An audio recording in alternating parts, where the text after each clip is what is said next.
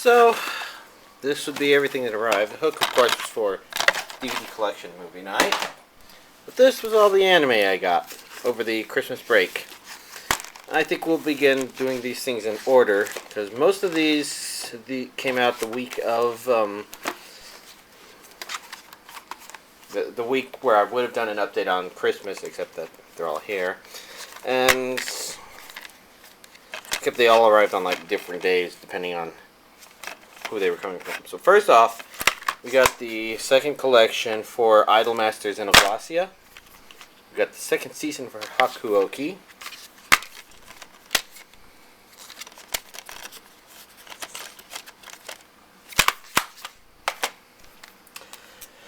We've got the Mass Effect Paragon Lost Blu-ray DVD combo pack from Funimation.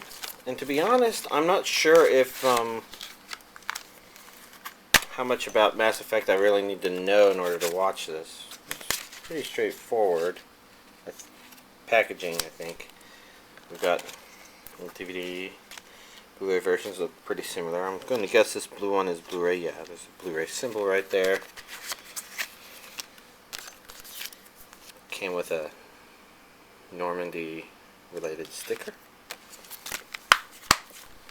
Some other code for something Mass Effect related, I'm not sure what.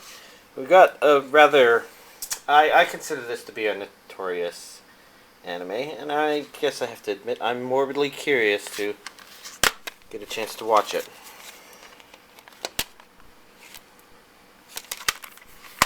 I'll have to decide, but this is the Qwaser of Stigmata.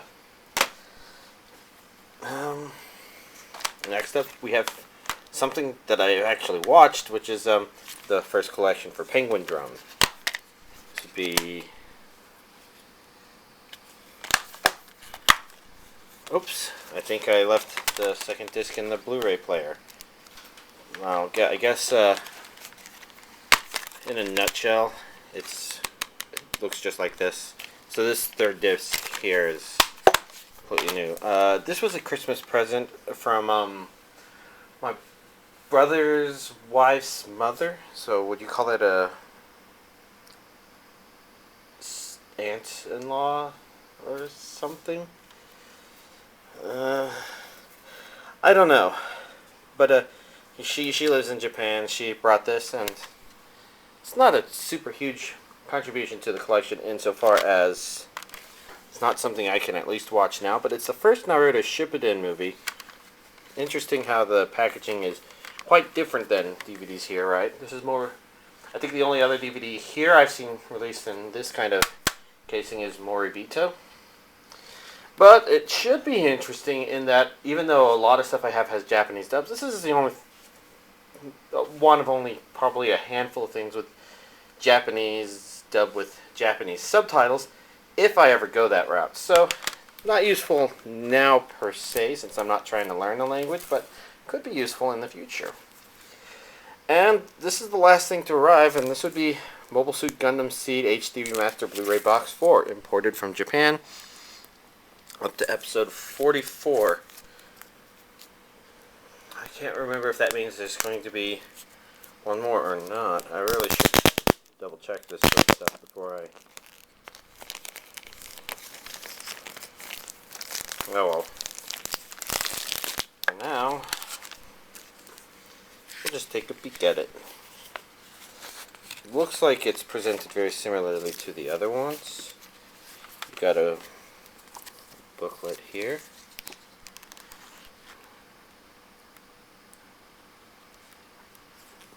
With a lot of images and characters.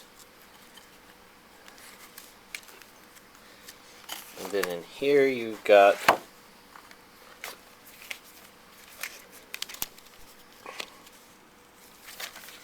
some random pieces of paper that I do not know.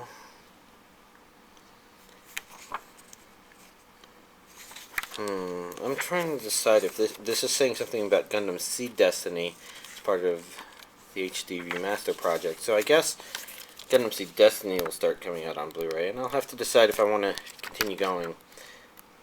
I remember enjoying where Gundam Seed went enough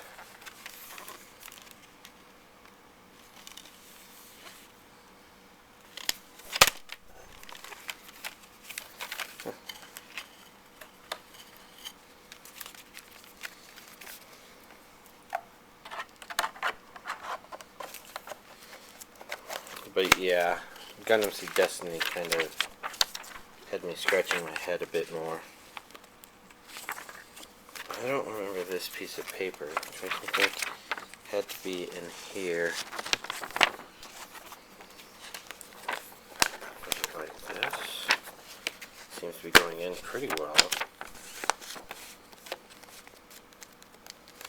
It does maybe make the back a bit more readable. Oh well.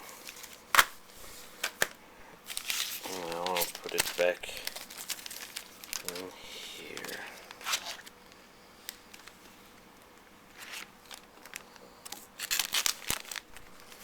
So you can see it is quite tricky to put them back in.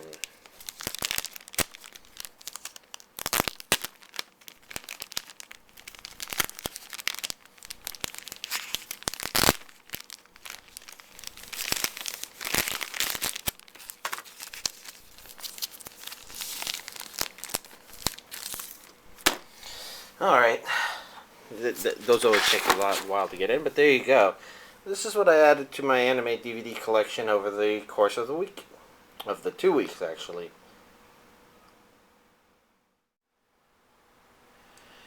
Yeah, what a crazy couple of weeks. I mean, the list is probably a bit longer than I normally do. The list of anime I've watched is a bit longer than what I might normally do in 1 week, but at the same time, it's been a busy couple of weeks. So last week I was intending to upload a tour of the room. I didn't get a chance to record it until 2 days ago, and then I was too busy to even work on double checking it, uploading it, etc. So after this video, after I upload this video, I'm also going to queue up the upload of that video, so you can expect that.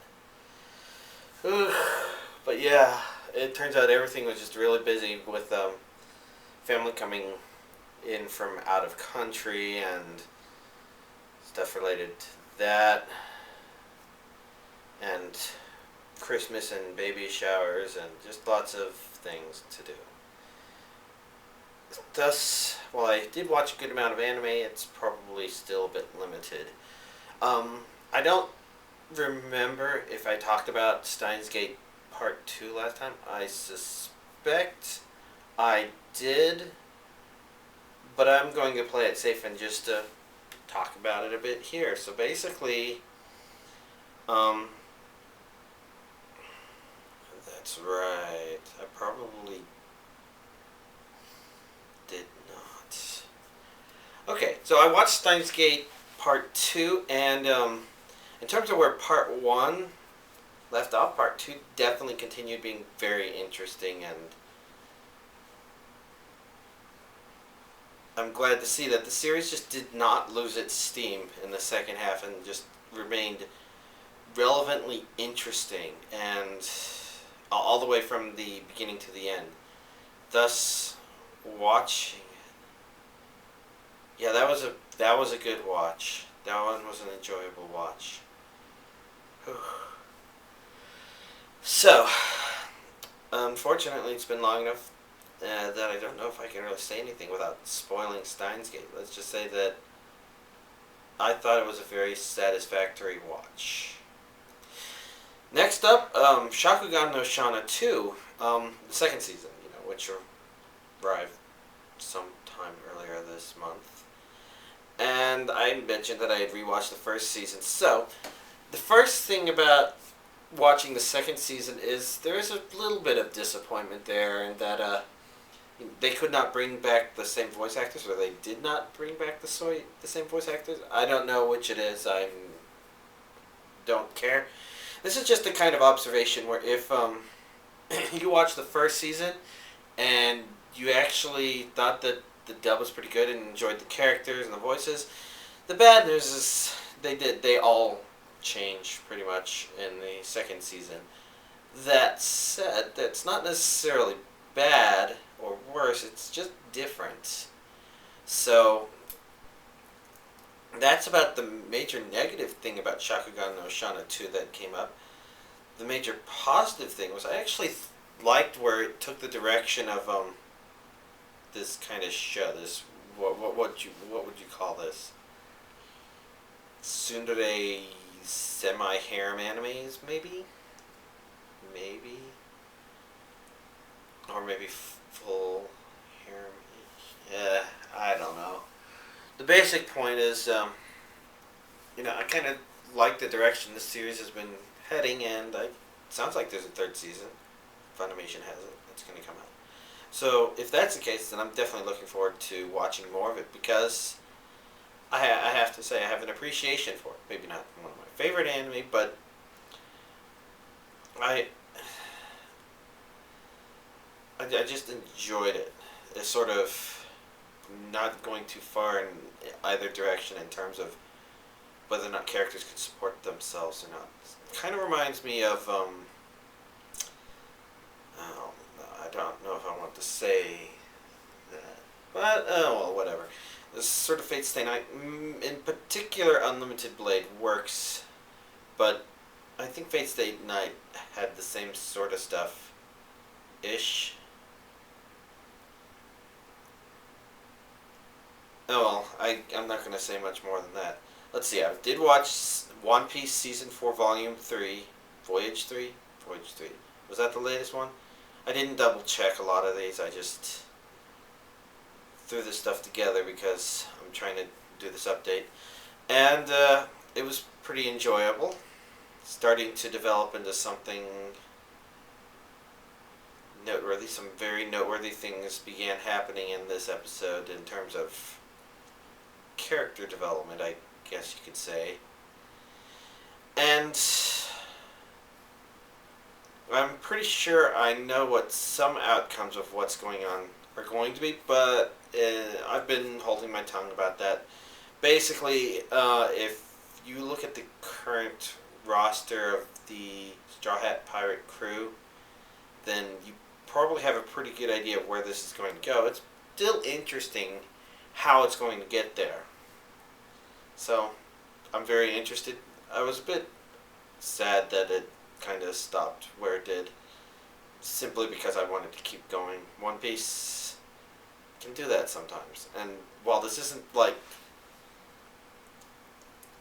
major story arc in seasons 2 and 3 levels of, oh god, I gotta keep watching, it's still pretty strong, I thought. Next up, A Certain Magical Index. The first season, I thought I just got to see a lot of interesting anime over this break. I mean, there's Shakugan no Shana 2, there's the finishing up of Steins Gate, One Piece, A Certain Magical Index was also like that. I mean, they come up with good ideas so that you have not only interesting main male characters, but these interesting members of the harem females around them and whatnot. I like this exercise of creative muscle that's been going on here, and I certainly hope more of this is coming out. I think there's a second season, then A Certain Scientific Railgun is also out there, and I think that one's popular, and a second season of that's probably about to air in Japan, so I definitely look forward to more of this. There were a couple of things that surprised me, but I kind of don't want to say anything about it because this was something that I had been scratching my head about before watching Magical Index, that I was kind of curious about, and Magical Index actually clarified a lot, and I can summarize that real simply, but I think that would also be spoiler, so I'm not going to. Now, I was also doing other things. There's plenty of busy things I've been doing. I think in this case, shuffling of anime DVDs is just so time consuming that I decided I wanted to throw on an anime I didn't care too much about. As in, like, I knew there were reasons to maybe pay attention here and there, but it's more of the fan servicey variety, and that would be Freezing, which was okay. I mean, strange. But this is definitely another one of those fan service mixed with action sorts of animes. Maybe sort of like Sekirei or Horizon in the Middle of Nowhere. I'm not saying it's exactly like either of those series. I'm saying it's that genre that seems to be a lot more common now, and I think I was expecting something like that. Um, this one didn't wow me as much, but it was okay for a kind of simple watch. I think people would maybe assume this next title I watched would have been more thought-provoking and whatnot, but actually, I watched EF A Tale of Melodies, and it's been a while since I watched Tale of Memories, and I don't know if maybe on the Blu-rays or DVD somewhere these prologues are mentioned somewhere, if I watched those or not, and I'm going to have to figure that out. But I did watch Tale of Melodies finally, and so-and-so. Memories kind of approached a really interesting topic, something you don't see explored a whole lot, and that's a concept around memories. It's sort of like how Memento is a very interesting story around people who don't have proper memory usage, kinda. And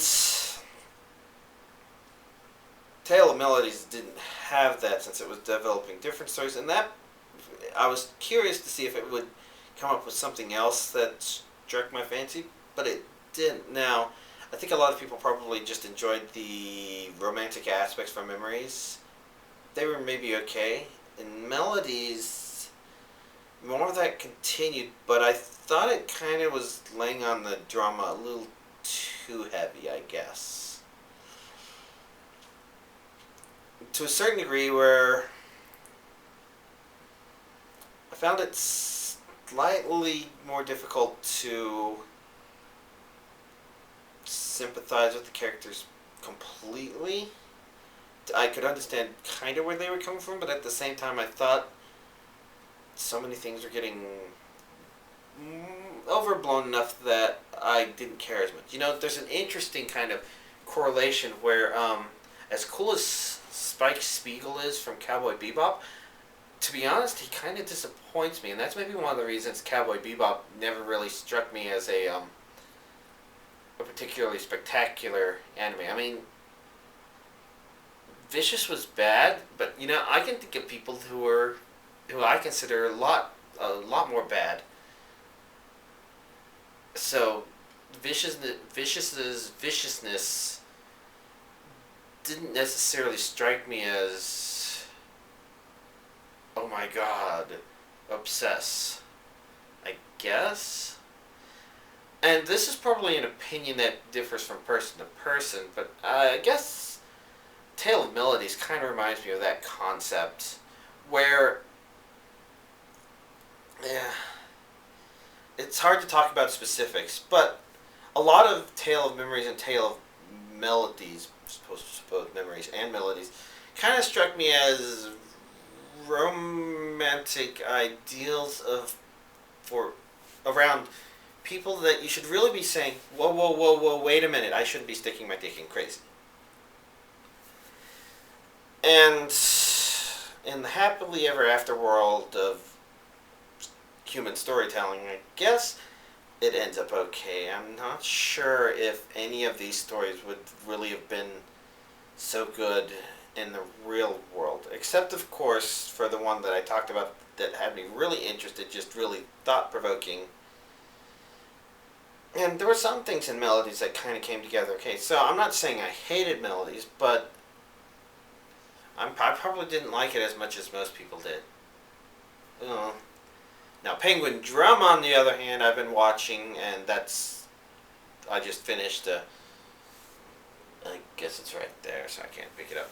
I finished the first half of it, the collection one that I have right now, so I'm looking forward to collection 2, because this one plays with your mind. And I guess looking at the title, or the cover now, it does say it was from the people who did Revolutionary Girl Utena, and now it kind of makes sense. They kind of get into your head in a very gentle but strange way.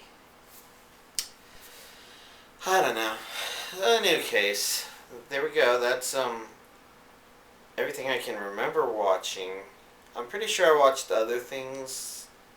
Like I watched the first season of My Little Pony: Friendship is Magic. I finally watched Finding Nemo for the first time. And maybe other things, but a lot of time was actually spent playing the Wii U. Because with all the holiday stuff, there's a lot of people who got together, and it turns out a lot of the games are really fun. I mean, this time we finally fired up the Animal Crossing multiplayer game instead of just the Luigi's Ghost Mansion one, and that's pretty fun too. Also, I finally got all the stamps in Donkey Kong's Crash Course. So, oh, and I've got all the prizes, blah, blah, blah. Okay. Saying all that, I guess if I were to mention anything else on the Wii U, it's that I did play Zombie U a bit. It's okay.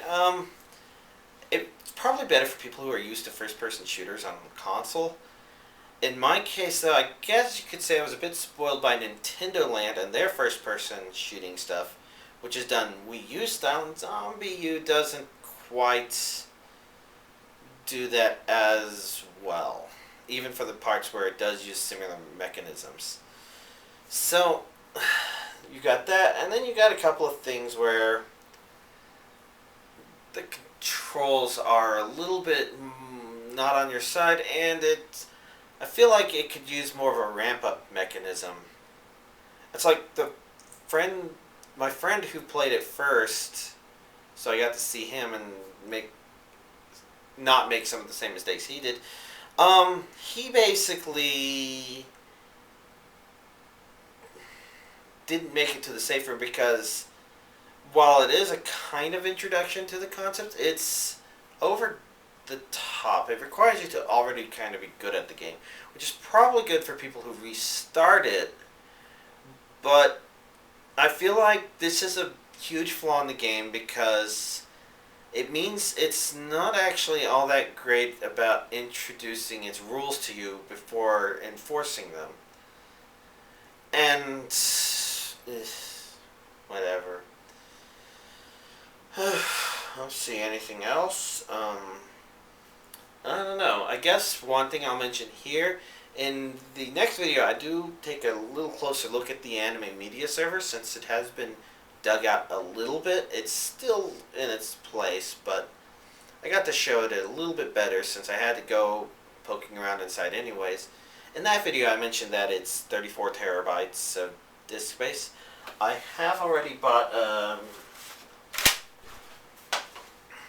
another 3 terabyte drive just yesterday, in fact, and installed it, and I'm copying things onto it, so it's 35 terabytes now. Although I do have to reboot the 2 terabytes that were on the 4th disk that became unreadable. Unfortunate, but whatever. So that's the other thing to mention. Otherwise, since I'm going back to work tomorrow, hard to come back from vacation, I guess that means that should be pretty normal. The stuff that would have come out today but arrives tomorrow, that will be part of next week's update because next week's update was already looking kind of small. So there we go. I guess that will be everything. Happy New Year. Happy 2013. 2013, yes, 2013. And y'all have a nice week.